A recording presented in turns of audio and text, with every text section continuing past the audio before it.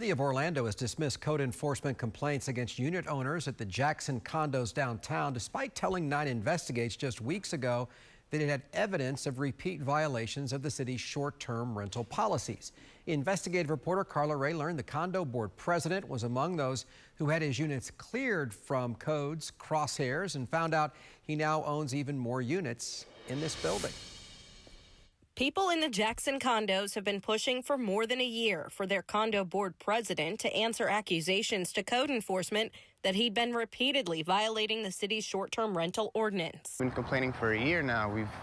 We've sent multiple complaints for the same unit, showing it's a repeat offender. Andrew Aponte and others at the Jackson spent hours gathering evidence of violations, leading to 24 code enforcement citations issued throughout the building. But most of those citations were dropped because all the owners had to do was remove the rental listings to come into compliance. Why am I doing this? Why is the burden on me to become an investigator? A city spokesperson told us Ansari's unit was dropped from the code hearing after he showed evidence that he had a leased tenant. He admitted in court records to having a rental business, and he elaborated on his vision for the Jackson in a letter to unit owners, stating there is still a huge shortage of hotel rooms in downtown Orlando, and it's hard not to see that market inefficiency and want to capitalize on it.